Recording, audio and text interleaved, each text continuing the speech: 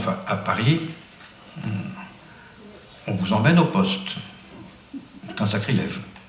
Alors le sacrilège, le mot n'est pas prononcé, bien entendu. Le mot de sacré n'est pas prononcé, mais ça a été longtemps. Il n'y a pas de société qui naît de sacré. Voilà ce que je veux dire. Et attendez. Il n'y a pas de société qui naît de sacré. Et c'est votre problème en Tunisie. On ne détruit que ce qu'on remplace. Alors si vous détruisez un sacré, vous ne le remplacez pas par un autre, vous êtes foutu. Vous êtes foutu, c'est-à-dire que vous avez le vieux sacré qui revient en force. Voilà. Nous, on a pu, à un moment donné, sortir du sacré religieux, disons, à la fin du XVIIIe siècle, parce qu'on a sacralisé la nation. Et les gens sont fait tuer, en 1914, pour défendre le territoire français, qui était sacralisé. Et le sacré, c'est ce qui légitime le sacrifice, c'est-à-dire que le 26 août 1914, 25 000 soldats français sont tombés dans la journée. 25 000 soldats français ont été tués dans une journée. Ça a paru normal. Le président de la République, Raymond Poincaré, n'est pas sorti de son bureau. On lui a dit, il y a 25 000 Français qui sont morts aujourd'hui, enfin on lui a dit le lendemain, parce qu'il fallait les compter. Il a continué à gérer la guerre. Pour lui, ça ne posait pas question, ça ne faisait pas question. Parce que du sacré était en jeu, donc du sacrifice. Voilà.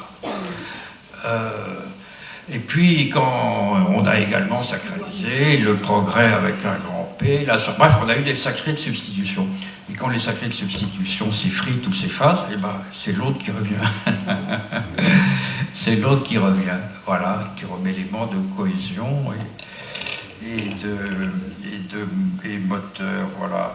Alors maintenant, le dire et le faire, ça, écoutez, c'est l'objet de l'éthique. Hein, l'éthique journalistique, ça consiste à précisément articuler la façon de dire, la façon de faire, mesurer les effets de la façon dont on dit sur la façon dont on va faire. Bref, c'est ce dont nous avons parlé ici, et notamment ce dont Madame Farfi nous a entretenu. Il n'y a pas là-dessus, il n'y a pas un décalogue, il n'y a pas une morale éternelle, il y a une recherche tâtonnante à remettre sur le tapis, jour après jour, donc je ne peux pas formuler de réponse là-dessus. Oui, ce serait de la magie ou de l'incantation ou de l'exorcisme. Non, c'est un travail fatigant, comme vous dites. Voilà. Alors, on va peut-être laisser la deuxième intervenante poser... Enfin, Monsieur... Oui, madame, qui va poser une question. Ce ne sera pas long, ne vous inquiétez pas. Donc, ce que je voudrais dire, c'est que je voudrais parler depuis tout à l'heure. Tout d'abord, merci à tout le monde pour ces interventions très enrichissantes. Et je voudrais juste souligner la parité de l'éthique dans le droit. Ben, je voudrais juste rappeler qu'un droit adéquat à la société doit coller exactement à la réalité concrète, pour ne pas dire à la réalité vivante. Donc, tout d'abord. Donc, c'est tout à fait normal que l'éthique soit prise en considération dans le droit. Deuxièmement, trop de droits. Depuis le 14 janvier, en Tunisie, en cours, c'est l'engouement vers le droit. Le droit, c'est tout d'abord un consensus, ce n'est pas le consensus dont on parle. On ne peut pas arriver à faire un texte juridique à la hâte. Qu'est-ce que ça va donner? L'insécurité juridique. Ce qui est malheureux, et je remercie beaucoup M. Lormen, professeur Lormen, pour son texte. Il est juriste, et c'est un professeur de droit. Bravo. Ceux qui réclament le moins de droits, malheureusement, ce sont les juristes. Notre constitution, qui constitue une grandeur en Tunisie, eh ben, je suis désolé de dire que c'est un paquet de problèmes. Pourquoi? Parce qu'on a voulu étrangler tout le monde.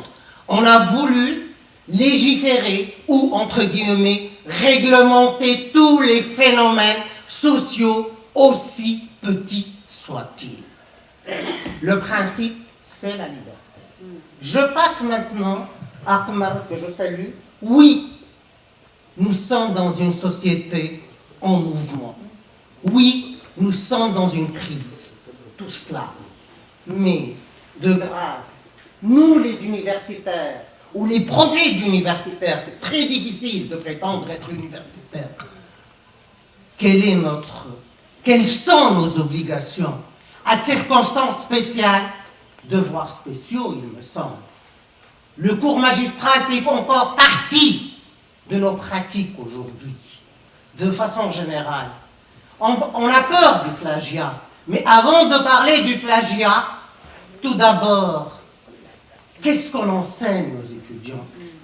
Comment les convaincre de réfléchir et de sortir des normes et d'avoir des idées à... Merci.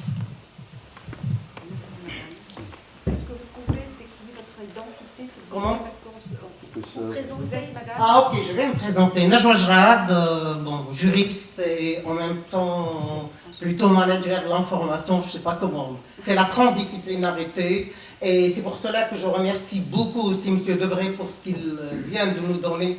On ne peut pas faire, et M. Lormen il l'a fait aussi, difficile de faire un droit avec le cloisonnement et difficile d'enseigner en disant qu'on mutualise, de faire des slogans, mutualisation, partage des connaissances, c'est de l'effectif ou rien du tout. Merci. Je crois que vos questions s'adressent plutôt à M. Darmani. Non, il est d'accord, je suis d'accord avec M. Lormet. Donc c'était une remarque. Je ne sais pas s'il n'y a personne qui veut réagir à cela. Si, moi je peux réagir en disant que vous avez tout à fait raison. C'est trop de droit tue le droit. Oui. Et au fond, les pays qui ont trop de constitutions, c'est pas très bon signe. Au fond, la Grande-Bretagne n'en a pas. Et elle se débrouille assez bien en matière de droit. Mais je constate que c'est vrai ce que vous dites, que de même que les militaires n'aiment pas trop faire la guerre parce qu'ils savent que ça coûte, beaucoup moins que les politiques qui, eux, peuvent y aller de façon impulsive. Les juristes, au fond, je dois remarquer que les juristes ne veulent pas qu'il y ait trop d'articles de loi et ils veulent surtout des lois courtes. Or, on assiste en France aujourd'hui à une prolifération, à une intempérance dans la rédaction des lois qui choque beaucoup les vrais juristes. Enfin, ça, c'est à vous, monsieur le professeur. Merci. Justement, professeur Lormen, il voulait réagir un petit peu par rapport à ce que vous avez dit. Très justement, d'ailleurs. Oui, ça marche. Écoutez, c'est bon. Bien. Le problème du droit en Tunisie depuis 2011, y compris la Constitution, c'est pas tellement qu'il y ait trop de droits. C'est que c'est un droit essentiellement ambivalent. On discute sur le sens, sur la signification d'à peu près tout. Parce que les auteurs du texte, à la différence de ce qui se passait dans un régime autoritaire auparavant, qui produisait des textes univoques, puisque c'est lui qui en décidait, depuis 2011, les textes sont objets de négociations. Et souvent, le texte, plutôt que de dépasser la contradiction qui a donné lieu à la négociation, se limite à l'exposer. Et ce qui donne lieu à cette ambivalence. Alors, les exemples sont très nombreux dans des textes de nature très différente, y compris la Constitution. Par exemple, l'islam, la religion de la Tunisie, c'est l'islam. Est-ce que c'est la religion de l'État? Est-ce que c'est la religion du pays? Et ensuite, la Tunisie est un État civil. Ça veut dire quoi, un État civil? Ça veut dire que ce n'est pas un État militaire, ça veut dire que ce n'est pas un État théocratique, mais ça veut dire également que ce n'est pas un État laïque. Alors, on peut jouer. Les hommes et les femmes sont égaux, pas les hommes et les femmes. Les citoyens et les citoyennes sont égaux dans leurs droits et dans leurs obligations.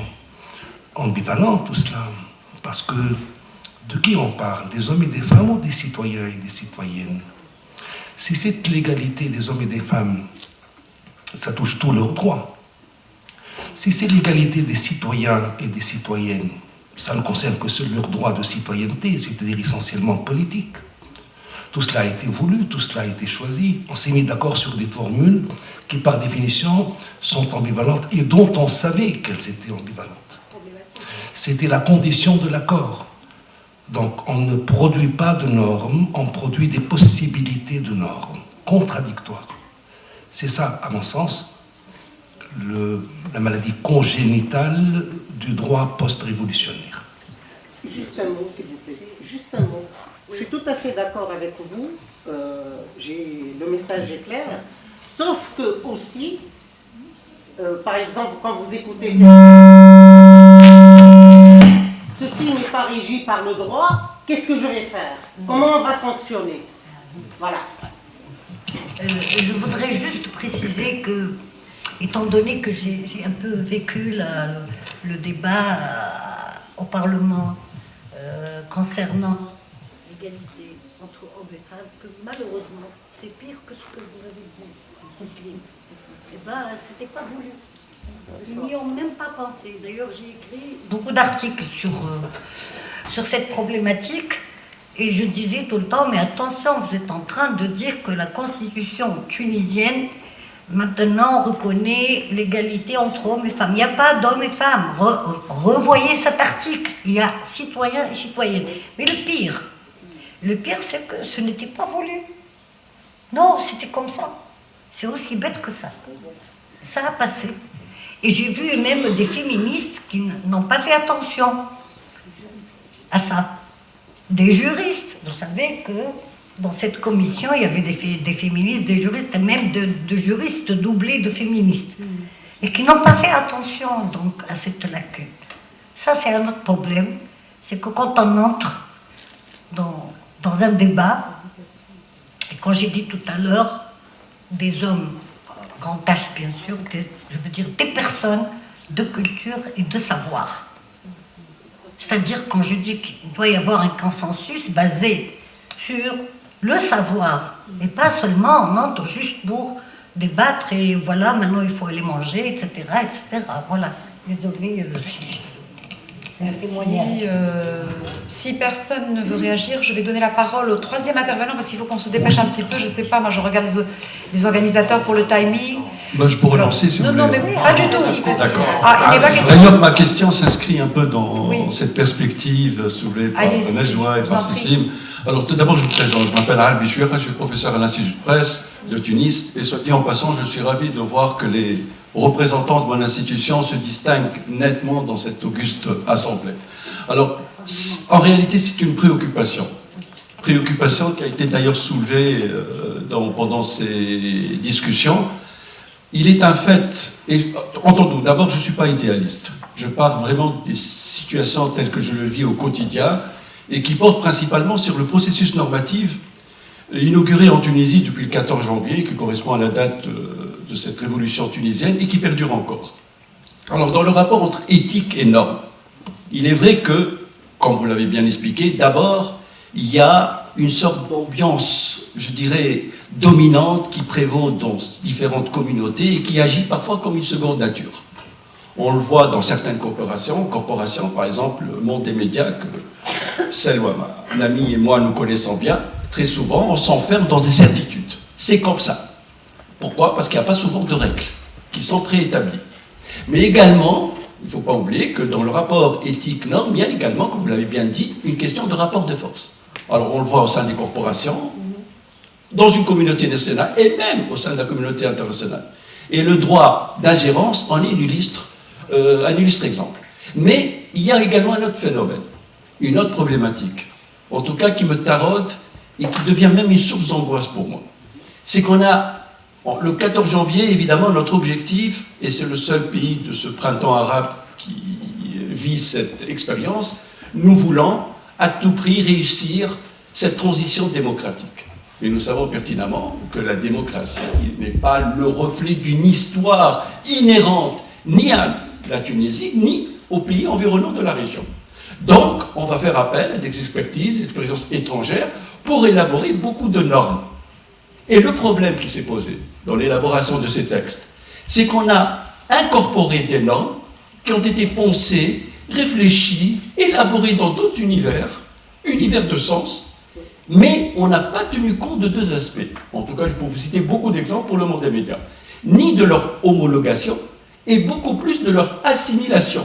Alors, qu'est-ce que j'entends par assimilation, et je me réfère à Michel de Certeau, c'est le fait de faire en sorte à ce que cette norme devienne semblable à moi, et non pas moi semblable à elle. C'est-à-dire le fait de faire en sorte à ce que cette norme devienne mienne. Et là, ce qui explique les distorsions, les dysfonctionnements, la confusion qui règne dans plusieurs secteurs. Je peux vous citer le secteur qui est le nôtre, les médias, mais on peut également l'élargir à plusieurs autres secteurs. Donc j'aimerais avoir non seulement votre avis, mais également de mon ami Steve, et probablement de bien d'autres. Et merci de votre attention. Merci beaucoup. Non, j'ai beaucoup appris de ce que ce n'est pas à moi de répondre, mais j'attends beaucoup des réponses de Kmar Bentana et de Slim, à qui j'aimerais poser tout de même une question de médiologue, c'est-à-dire quelle est l'efficacité du symbolique.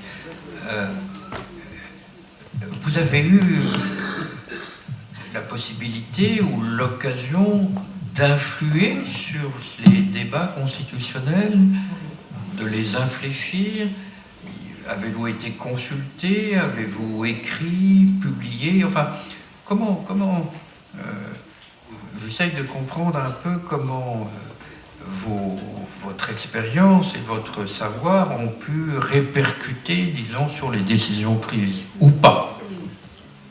Une question pour le professeur Normand. Tu as raison. On doit me donner le jus, comme on dit. Tu l'as. C'est bon. Je confirme ce que tu dis. Tout un chapitre de la Constitution qui est aujourd'hui d'actualité puisqu'il s'agit du pouvoir local attire particulièrement l'attention. Vous savez que l'élaboration de la Constitution est passée par 4 textes. Un projet de brouillon, un brouillon de projet, ça fait rigoler, mais c'est comme ça qu'on l'avait appelé. Et puis un premier projet, un projet officiel, 1er juin, et puis en première lecture. Mais le chapitre relatif au pouvoir local n'a jamais été touché. Il a été pendu d'un bloc dès les premières discussions et il n'a pas été touché. Visiblement, il a été inspiré. Et ce projet contient des concepts qui nous sont totalement étrangers. Il contient un principe fondateur de l'organisation constitutionnelle allemande, qui est devenu plus tard un principe fondateur de l'Union européenne, qui est le principe de subsidiarité. Principe fondateur du fédéralisme allemand et de l'Union. Ce principe signifie que quand 2 autorités sont compétentes sur la même question, c'est celle qui peut réaliser la compétence avec le moindre coût et la plus grande efficacité qui l'exerce. C'est donc un principe de répartition de l'exercice des compétences et non pas un principe de répartition des compétences. Dans la loi, actuellement, celle qu'on est en train de discuter, on le définit comme un principe de répartition des compétences. Et donc c'est gravissime, je veux dire, parce que de cela découlera l'interprétation que l'on fera de du pouvoir local. Actuellement, le débat, le conflit et l'enjeu pour demain, c'est que personne n'a conçu ce pouvoir local comme étant simplement le pouvoir municipal. C'est ce qui va nous permettre d'aller jusqu'au fédéralisme, c'est soit non, ça c'est rien, on demeure un État centralisateur. C'est ça l'enjeu de demain. Et le texte permet cela. Le texte permet cela parce qu'il contient des concepts qui ont été mal perçus, mal compris. Et en tout cas qui n'ont pas été, pour reprendre ton expression, qui ne se sont pas adaptés à leur récepteur. C'est le récepteur qui tente de courir après. Donc, pour ce qui est de la manière avec laquelle certains universitaires, les universitaires juristes on a été invités dans les commissions, mais pour vous dire la vérité, ça n'avait pas beaucoup grande importance. On nous écoutait, on nous entendait, et puis c'est tout. L'influence a été différente. Elle a été plus efficace par l'intermédiaire de la société civile d'abord, et d'un relais dans l'Assemblée par certains députés. Concrètement, ce qui s'est passé, c'est que nous, alors je préside actuellement l'association tunisienne de droit constitutionnel. Et du temps de l'élaboration de la Constitution, on suivait l'élaboration projet par projet, dans toute son évolution. Et nous faisions et mettions sur le net des tableaux. Voilà ce qui est projeté, voilà la critique, voilà la proposition. On le faisait systématiquement. Moi, avec Salsabil Klibi qui était avec nous hier après-midi, et puis Salwa Hamroun et moi-même, nous travaillons sur le chapitre, le préambule, le chapitre principe, liberté. Et dans le chapitre liberté, nous